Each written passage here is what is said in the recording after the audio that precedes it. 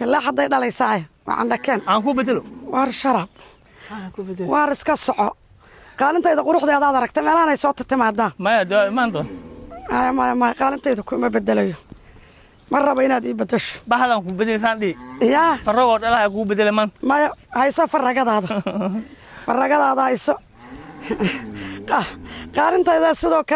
kale iska madaxeeda ka socota tan maxay tahay meeshay rabtay aada waxay rabtay samaysaa tan cali arag dibiyadii la isku xiray ma raba in la ibedelo arintaas ilaax baa la yiraahdaa maasha Allah labada hadda la iibsaday waay ilaahay bay mahad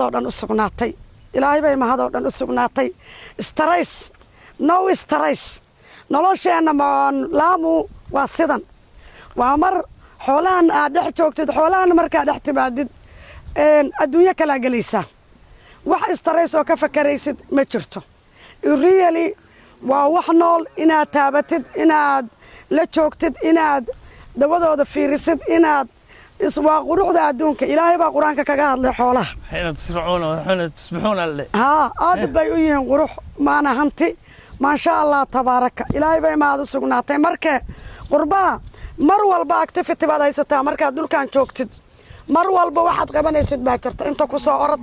beerta yareed ku orod meesha wax laga dhisaayo ku orod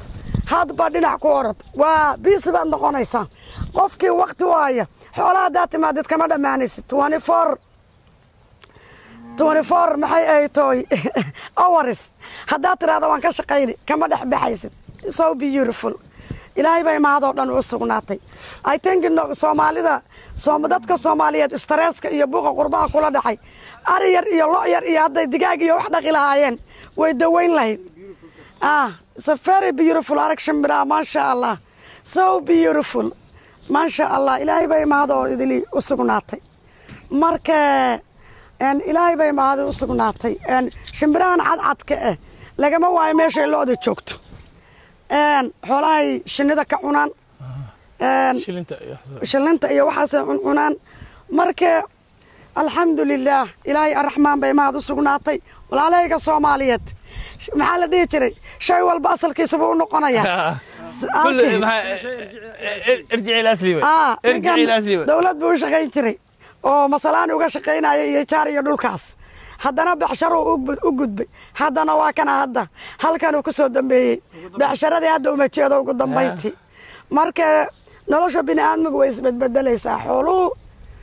waa ma sha Allah waa laf dhabarka bulshada Soomaaliyeed oo aan ku soo dhaqanay ilaahay bay mahad oo dhan u sugnaatay marka walaalahayga Soomaaliyeed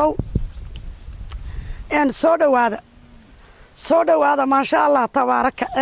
MK 5 years challenge ugu badnaa ood xoolo kala kulanto maxay ahayd والله challenge أو ما لها صح challenge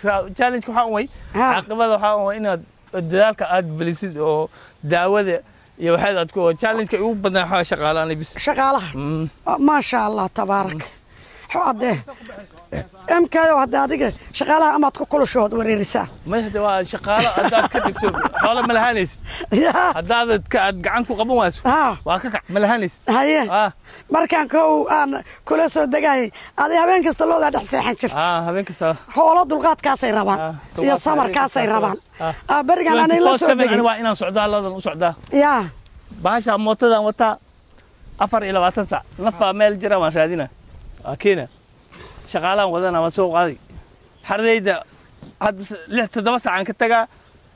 9 saacan intaan jooga soo noqonaysa soo laabana wax walba waa gacan ku haynta wixii wax laga rabo waa in gacan lagu hayo meesha ma kadan wali laakiin xagga wax ku leeyahay agtayda meeshan gadaashana wax baa u jooga kara ما بيع عليهم ولا قدن كده اوكي نور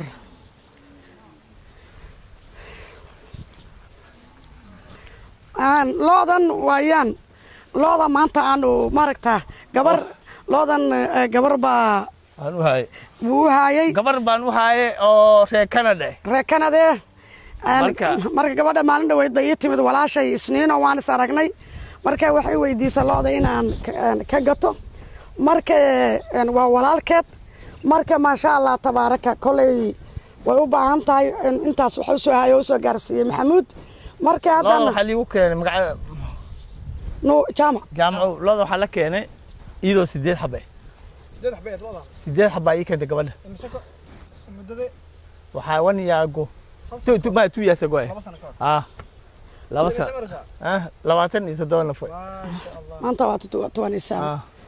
ما شاء الله تبارك ما قدر 7 نفر lagu keenay 8 naf ali keenay okay kulli ma sacayahay mise wax yar ma dib kuma jiro soo iiga isqaleen ay glees laleen ma sha Allah marka iyadoo saas ayaa 3 naf ka sii dhimatay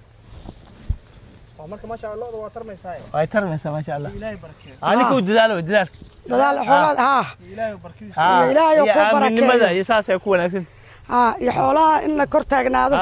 yay u baahan yihiin marka hadda waxaan sameeyay gabar wax ilaahay abuurto oo laga qaaday lama jirto aan u hay walaashay ma sha Allah hadda waxay dabcad inay gadato ma sha Allah hadday u baahatay inay gadato rabtaa ma sha Allah nafta ay keensatani ma sha Allah tabaaraka ilaahay raxmaan bay maado idili waxaan la ilaalimaan waxaan ilaa xagga fiir ilaa waxa ida iska dibiga weyn kuma jiro dibiga weyn kuma jiro ma sha Allah tabaaraka waxana ku jira laakiin fiir kan ida iska leh yaa lahan marka kan oo dib yani ma la helaa dad oo xoolo kugu darsado oo lacagtoodana la baxo oo loo ilaalinayo ma jira qurbaad dadka joogo waa jira aan karmeeshan waa jira ani seedigay baan u haylo oo hatta urka asaga iska dibigin marka loo 30 baan u gaday 30 naf yaan u gaday taqriiban loo wuxuu ka sii gatay malaynaa oo dhan 15 naf dib uu celiyay haddana 72 naf u joogto ما شاء الله تبارك حولها way barakoobayaan dhulkana xoolaha way ku barakoobaan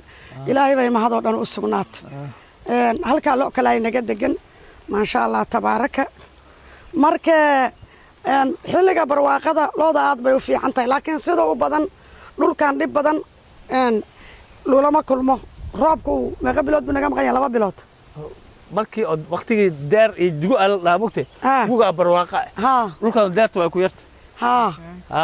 taasa challenge ka ka ilmo challenge halkaas ka imaanaysa laakiin buga ilaa 6 bilood barwaaqad ku jiri soo ma coos hadii la abuurtay ka waran oo la keedsada ninka wax qarash waxa waa coos waxa jirta oo liidahay halkii acre lagu abuuro supaneepka galaaska oo 100 heads oo almost 3 months isticmaalayn hadda Soomaaliya kala beer weyn haystaa da abuurto ما شاء الله waan isku dayaynaa inaan challenge-gaas face garayno oon heeno dad bilbilow ma Soomaaliya hadday timid تعالي ibrahim aan ula imid markii u horeysay